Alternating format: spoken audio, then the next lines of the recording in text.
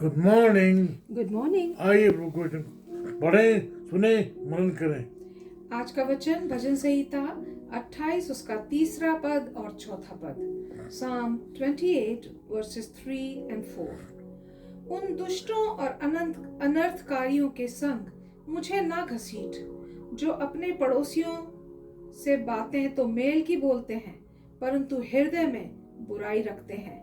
उनके कामों के और उनकी करनी की बुराई के अनुसार उनसे बर्ताव कर, उनके हाथों के काम के अनुसार उन्हें बदला दे, उनके कामों का पलटा उन्हें दे। Do not drag me away with the wicked, with those who do evil, who speak cordially with their neighbors, but harbor malice in their hearts. Repay them for their deeds and for their evil work. Repay them for what their hands have done, and bring back on them what they deserve. David prays to God, not drag him to personal guilt. आप देखें जो दाऊद है वो कह रहा है मुझे उनके समान उनके साथ ना गिन, जो बातें तो मिल करते हैं लेकिन उनके मन में कुछ और ही चलता रहता है। उनके मन में जो है चलता रहता है घृणा, राग, द्वेष। आप देखें वही बात वो कहता है भजन 26 में, Psalm verse 26, 4 to 5 verse. Please read. Psalm 26 verses 4 and 5. I do not sit with the deceitful, nor do I associate with hypocrites. I abhor the assembly of evildoers and refuse to sit with the wicked. Why he is saying so? Because David is aware of consequences of sin. आप देखें बात वो करता है, लेता है भाव। वह Proverbs 13 to 20. Proverbs 13 verse 20 says, Walk with the wise and become wise, for a companion of fools suffers harm. आप देखें वो कह रहा है, वो मानो दे रहा है, वो जो प्रभाव है उसके पाप के परिणाम बड़े हैं। आप देखें उसकी कॉन्सिक्वेंसेस बड़े हैं। आप देखें बात हम देखते हैं Acts chapter 17 verse 31 में, For he has set a day when he will judge the world with justice by the man he has appointed. He has given proof of this to everyone by raising him from the dead. आप देखें वो कह रहा है प्रभु यीशु मसीह के द्वारा के न्याय होगा, क्योंकि उसे मालूम है कि उसके परिणाम क्या हैं। ये बात हम देखते हैं भजन 28:4 में। Psalm 28 verse 4. Repay them for their deeds and for their evil work. Repay them for what their hands have done, and bring back on them what they deserve. आप देखिए इसके बाद है न्याय, जजमेंट है, white throne judgement. Revelation chapter 28 20 verse 11. 20 verse 11 to 15. Revelation verse 20, 11, chapter 20 verses 11 to 15. The judgment of the dead. Then I saw a great white throne, and him who was seated on it. The earth and the heavens fled from his presence, and there was no place for them. And I saw the dead, great and small, standing before the throne, and books were opened. Another book was opened, which is the book of life. The dead were judged according to what they had done, as recorded in the books. The sea gave up the dead that were in it, and death and Hades gave up the dead that were in them, and each person was judged according to what they had done. Then death and Hades were thrown into the lake of fire. The lake of fire is the second death. Anyone whose name was not found written in the book of life was thrown into the lake of fire. आप देखें यहाँ जो बात कर रहा है वो है न्याय की। वो न्याय जो अमल समय में होगा, वाइट थ्रोन जजमेंट। पैसा मेरे लिए क्या है यहाँ?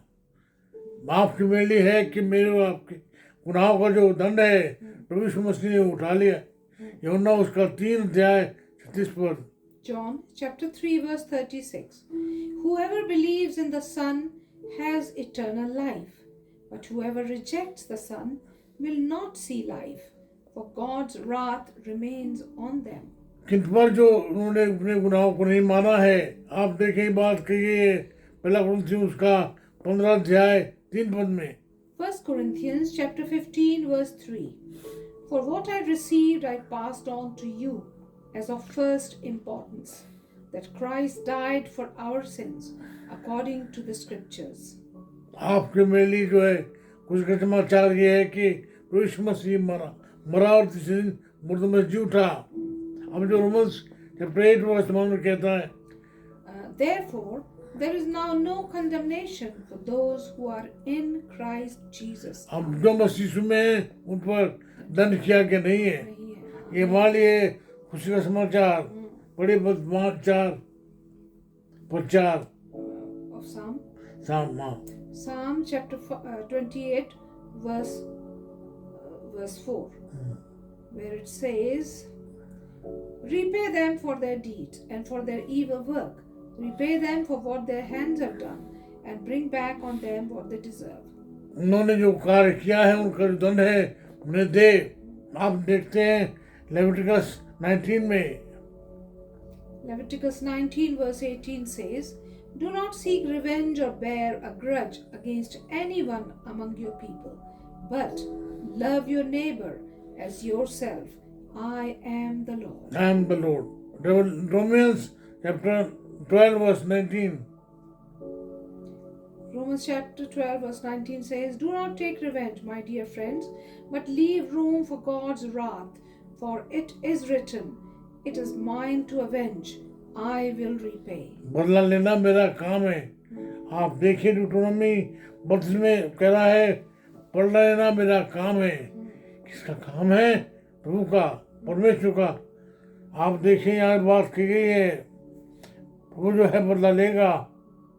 आप देखिए बात की गई है न्याय के समय में। Revelation 18 verse 12. Revelation 18:12 says, cargoes of gold, silver, precious stones and pearls, fine linen, purple, silk and scarlet cloth, every sort of citron wood, and articles of every kind made of ivory, costly wood, bronze, iron and marble. Is that the one? हाँ जी हाँ। आप देखें जो revelation है भजन संहिता 103 में कहा गया है 103:10. Yeah. Psalm 103 verse 10 says, he does not treat us as our sins deserve, or repay us according to our iniquities. आप देखें Amen. उन्हें हमारे गुनाहों के कारण हमें दंड नहीं दिया। Amen. हम क्या हैं वो जो है प्रभु ईश्वर हमें क्षमा करता है क्योंकि उसका पुत्र मेरे और आपके लिए मरा है। Amen. Hallelujah. He died for you and me. Yes. आप देखें अभी क्या है ईस्टर है ना, अभी 3 दिन पहले की तो बात है। जी. मना यीशु मसीह जी उठा है। आइए जी उठे मसीह के लिए हम धन्यवाद दें। उसके पुनरुत्थान में मेरे और आपके जी उठने की गारंटी है। आइए प्रार्थना करें।